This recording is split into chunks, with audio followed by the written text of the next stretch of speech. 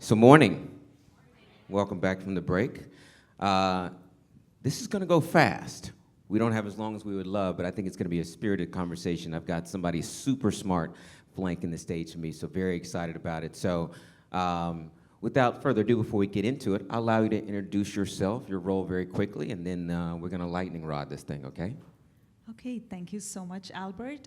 So this is Nishtha Jain. I work for Takeda, and in my current role, it's Head of Innovation and Digital Technology. So I'm actually 70% focused on R&D at the intersection of quality. So what I'm looking at is, what are various processes that can be digitalized or automated to make the organization efficient, with also focus on the data because it's so much everywhere and just bringing it together. But then I'm 30% focused on commercial, and that's why I'm here. So I'm not marketer by background, but I have worked for medical affairs, commercial, and across the value chain at various other pharma companies in past. So I'm really excited to share some insights today, more from digital transformation perspective that does apply to the marketing world. Okay, sounds great. So there's a lot to unpack here, and I'm gonna be provocative. I'm almost gonna read this like a newspaper, because let's talk about what AI is gonna do in this sector. So we've got AI helping couples conceive effectively, clearing the hurdles for infertility, meaning it's reading through and finding defection in sperm count, sperm function. We've had AI being used in advanced interpretations of oncology and related scans. If you don't believe me, my guy here, Alex, is already working on stuff like that, so it's very real. I'm not making it up. We've got Alphabet's AI-powered insomorphic labs is preparing first human clinical trials for AI-designed cancer drugs. We've got AI integrating into the Mayo Clinic. I mean, it goes on. We've got open evidence, which is basically the GPT for physicians. It's almost like the entire medical journal library in an app. I feel like we just need to woo-saw for a second here. So, the audience with me on the count of three, we are going to woo-saw. 1, 2, 3. Woo-saw. For all of those you've seen Bad Boys 2. So let's start with the advancements and the accelerations, because there are a lot of them. And I mean, let's start on the positive.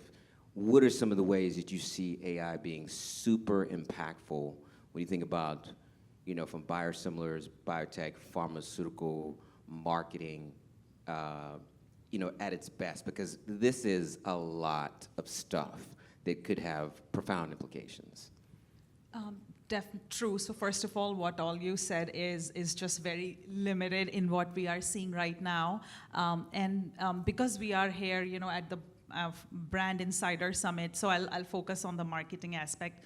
I think where I see, and I'll speak first for Gen AI, which is what, for the last 1.5 years, AI for us has.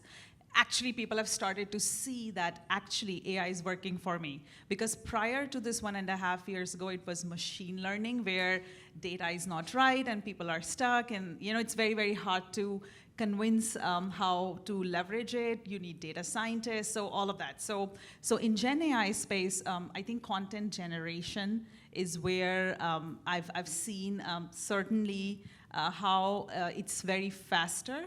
And one aspect is content generation, but then content approval. So in general, the MLR, the content approval processes, it takes such a long time, but now AI can be leveraged. Say you embed all the guidelines into AI tool, and you can quickly actually, not only generate the content, but also get the content approval faster because it can flag and highlight what needs to be done. I think that's one space. The other I definitely see is the personalization. So personalization started many years ago, but now I see it more as hyper-personalization, where you are not only monitoring, I would say, just the email and some of the basic channels, but actually what they are reading, what they are pretty much, because now content is not coming from, say, very few channels, but it's coming from everywhere. So people are consuming content all day long. So where are those right channels? So I definitely see that hyper personalization.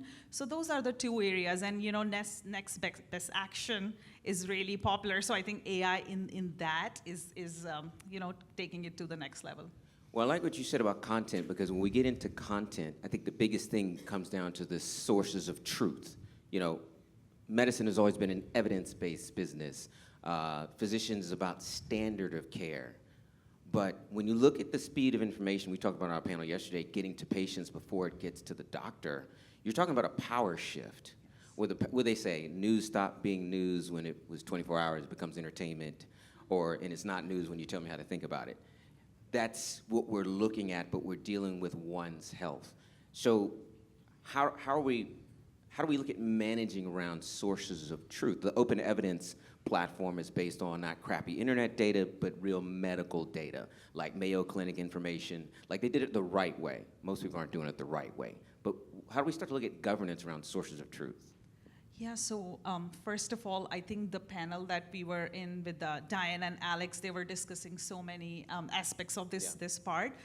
But yeah, I think first of all, I do want to say that, yeah, it's correct that now how we influence patients and create the trust is tricky, because patients, say 70% of them already are going with knowing this is the medicine I want. Yeah. So I mean, technically, it's great for pharma, because if we can influence patient the right way, then they can get more scripts for us, because 70% of them are gonna know and are gonna be aware and talk to the doctor and say, prescribe this to me. One thing, caveat there is, I know RFK Jr. has been trying to change how patient marketing would look like in future, so just to keep an eye on that, how that's gonna change. But because patient is anybody, and I also saw caregiver, so that's another subset of persona we want to focus on. But so think of all the channels. So now how AI can help is likely like from the notes, which are your doctor notes, to like Reddit forums, to pretty much social listening can be converted into digital listening, leveraging AI, and it can actually parse through so much data faster, so you can exactly know how, what the patient is doing. So if you study the persona better, you can actually, pretty much see where patient is interacting. So I think it's the speed and the co-creation. So like finding where the patient is, what they are doing. So it's not gonna be now at the end point of, okay, now the patient is ready, or, like it has to be from every day, like what forums they are going to, what channels they are, accessing, and targeting those to be able to educate patient better. And I think transparency and communication. So like there has to be transparency, because we don't want them to create these closed social groups and talk about a drug or or have the false information. So I think transparency also comes into play there, but I do think AI can actually like revolutionize that space, and it's actually good for us if it's prescriptions are influenced by patient versus HCPs, because then our job is easier. Yeah, I like that. I mean, I think, well, let's take a step back and let's get to okay, how do we get started? I mean, you look at Moderna, who said they've been working with ChatGPT since 2023. 3,000 AI agents deployed in the construct of their framework, and then you have some people who just got a wonky little chatbot on their site. I mean, the best statement is they say AI advancements are uneven, which is a massive understatement. Looking at the mentality of different organizations, like, where do you start? Is it setting up an AI council first, of people who are gonna say, what's the pace? What can we do? What do we understand? Give us a little walkthrough in the playbook of like ground zero. Sure, yeah. So I know firstly you took a great example of a company like Moderna with around 3,000 chatbots, but I think for anybody or any company to get started, they don't need all of that, right? It can start with a very basic tool. So actually, literally assessing what are the workflows I'm touching. A person can think of, these are the 10 things I'm doing. Now, how can ChatGPT do them differently? Okay. So are there out of these 10, maybe 5 things that actually, I can do it in 5 minutes instead of 50 minutes? So I think that's where, on a personal level, a person needs to start the evaluation of those areas. And I know most of the organizations now have like firewalled cheap ChatGPT that they've provided in the companies, but I do hear from a lot of folks who come to me and tell me, we are a small company, we do not have a company-wide, secured ChatGPT, so what should we do? I mean, in that situation, I would say, go to OpenAI or any other source and, depersonalize the information. So remove the name of any brands or any sort of information that can identify you, but then hypothetically at least try it out to see how it's helping you in your job. So for example, I want to summarize a meeting. Okay. Just like put in meeting notes, see what it gives you. So at least you'll get an idea of how much time it's saving you. So I think basic level of starting would be thinking about that. Now, once you have an idea of this is the various processes that I'm touching, I think another thing is to understand what are the value creating processes in that. So prioritizing, if there are 5 opportunities in your BU or where you are sitting, then what are the top 3 ones? And I think I've shared this model in past, and I would not say it's very applicable for big pharma because they do have a lot of money, but then I've heard from a lot of biotechs who do not have a lot of funding in technology, is a 70-20-10 model where, essentially I would focus on if you want to convince or say, this is, I have identified all of this, and you go to your, you want to say, I want to get this funded. So 70 would be, what are my day-to-day operational activities that AI can make super fast, or literally like operationally efficient things, day-to-day things. So 70% bucket could be that. Now 20% is where I would say it's a little bit more of, this is where I'm delivering more value by doing something out of the daily tasks. Gotcha. So that could be the 20 bucket. And then there can be a 10 bucket, which is more of the moonshot bucket, where, which is, I like that. Yeah, which is where, you can say, okay, in future, I don't want AI only to generate content for HCPs, but able to analyze what's going on and adjust the content. So that could be something like, that 10%, where you may not have seen that happening yet. So if you divide it this way, then it's very easy to get the ROI from that 70% of, because you can generate value easily through operational effectiveness, giving employees better experience, reducing the time and activities, doing things faster. I know I was just outside and somebody was sharing with me, they have a team and there are 6 people, but there are 5 people, but they have to do work of 6 people. So I think that's where this could be really efficient. So I think this is how I would say, like, it start from thinking differently and thinking about, firstly, admitting that AI is going to replace a lot of part of how we are working. So just being conscious and saying, these are the parts of my job that I really do not need a person to do anymore. And, starting that 70-20-10. No, I mean, that was fantastic. I mean, you gave us a lot of context on sort of AI readiness, but let's back up to the intersection of compliance, because I think that's where people are worried about it running off the rails. And compliance is just not about the enterprise you work within. It has to do with all the partners you're interlocking with that are third parties and them understanding the framework. I mean, we're talking about something well beyond COPA and HIPAA. I mean, we're talking about ethics, sources of truth, and just basic guidelines of operation, in particular when you get into areas more like rare disease where the stakes are much higher. So if you could give us some context on building in the compliance aspect of the conversation to help people understand that that's part of the readiness sort of framework.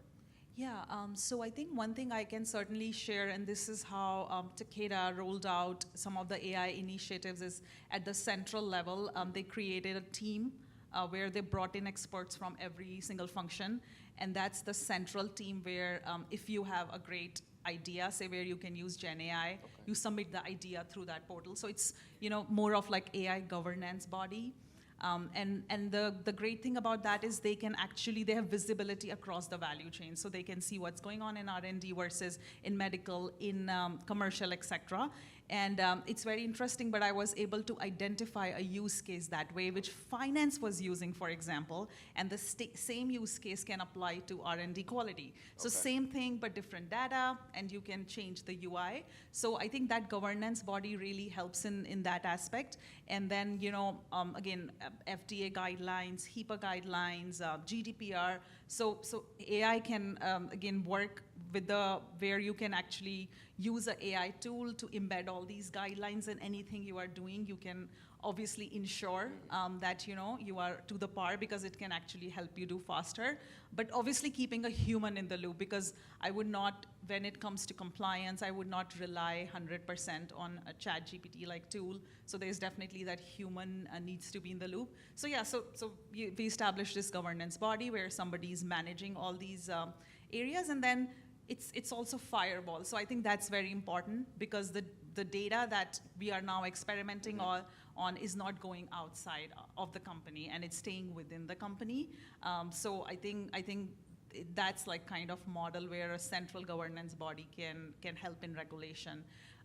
Yeah. Now, one thing to say there definitely is any value creation you can see through any kind of chat GPT or applying Gen AI to any of the processes. It cannot happen, say, it has to be broken down into a cycle where you, if suppose you want to say, I want to generate 10 documents and send them to this HCP versus that, just say maybe let's try generating 3 and see where that is. So breaking down the bigger problem into a very small use case type problem. So that's what we did at Takeda. Like this AI governance body asks you to submit a use case, a business case, but then it is gonna we're only gonna touch on very small part. So we are only gonna like use very little data and just try out the concept and see whether it's giving the value that it's supposed to give. And if it is giving that value, then socializing it with the people, and basically that's when the more investment comes in. So it kind of keeps you honest about that you are not running faster than you think. Absolutely. So I said this was going to go fast, Yes. and it did. So last thing, sort of moonshot. What are some of the favorite innovations that you see in the space, even if they are rough or have a long trajectory to come? Because we know that invention comes early, but actual innovation application is very slow. So just curious as some of the things you've seen, like, ooh, that's going to be exciting if that takes hold. Yeah. So what I've seen is with AI adoption, the first thing was actually people, because you want not pushing to people, but you want the pull.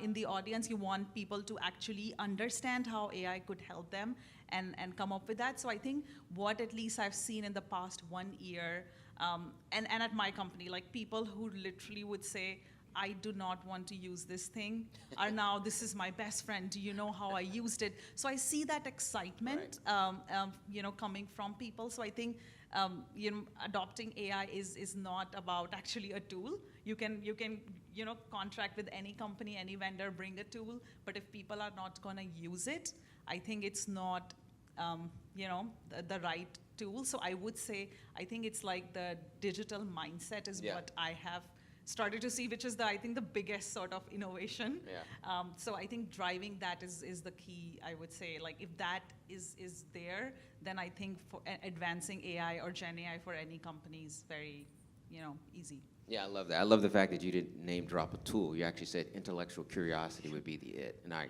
couldn't agree more. So, ladies and gentlemen, please give a round of applause for my cohort on stage today. And then we'll toss to the audience very quickly to see if there are any questions.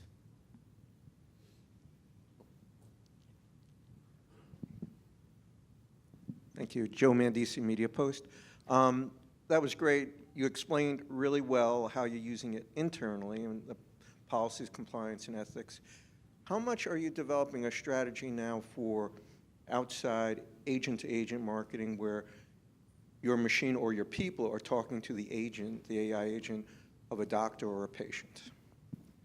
Yeah, so AI agents is still a very exploratory area where internally actually you can build your own agents. So essentially where you see there are a lot of data sources that can be brought together, and that data needs regular, like regular searchability. So any use cases where, you have data within the organization and that needs regular searchability, that's pretty much you can build on your own. Now to your point, for the external part of it, it's the same model. It's like a governance body governing how, what's the value of that AI agent, how many, how it's gonna impact consumers, how it's gonna impact, the outside world. So it's basically, you submit, it's basically governed through the central, body in the company where you submit your use case of why you are looking for this agent, why you cannot do this through Gen AI, why agent is needed, so justifying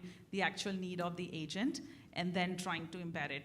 I do not know on top of my mind where in the commercial space those are live right now, but I do know there is a lot of interest and a lot of, say, use case submission across the enterprise. Hi, thank you for the panel. My name is Hun from Good Apple. I wanted to ask more about how you stoke that intellectual curiosity and that digital mindset, like to kind of like turn that person who was like, no, I don't want to do it, into like a power user eventually. Like, what did you actually do to get that person to adopt AI? Yeah, wonderful, great question. So, so more of, because this is marketing world, more of the right communication marketing and digital engagement. So I would say three things. So firstly, I started a forum, which I call it Digital Leap in Forum, and essentially the purpose of the forum was to talk about three things. So not dive into, say, a technology topic, but say the first aspect would be showing for 15 minutes a problem, like, this is how a problem was solved, then showing them that this was the technology that was used, and then showing them the future of the technology. So 15, 45-minute forum, and then people can ask questions. So what that allowed is, it allowed that regular engagement, and it had a monthly cadence where people can actually join in, and it created that sort of, so initially it was 20 early adopters, then it's 50, now at least it's joined by 100 people regularly. So I think that was one of the key drivers. And think of that as, you show how people can use Gen AI in their workflows, then what is Gen AI as technology and what is the future? So this is just like a basic example. The other thing is podcasting. So what I also started is internal podcasting, where I'm bringing some of the leaders who have actually implemented these changes, and they are sharing their stories and journeys of how they did it. So which is kind of inspiring people at a level where, they're not, it's like leading by example. So they're able to see that, and then they'll say, oh, I want to do the same thing that this leader described. And thirdly, there is an enterprise-level digital dexterity program that every person has a representative or a digital ambassador in their BU that's ensuring to talk two-way, to communicate two-way, to bring enterprise changes to the BU, but also taking the voices of the BU and success stories of BU to the program. So they keep bringing technologies at the enterprise level that work for everyone. All right, thank you, Nishtha. Thank you, Albert.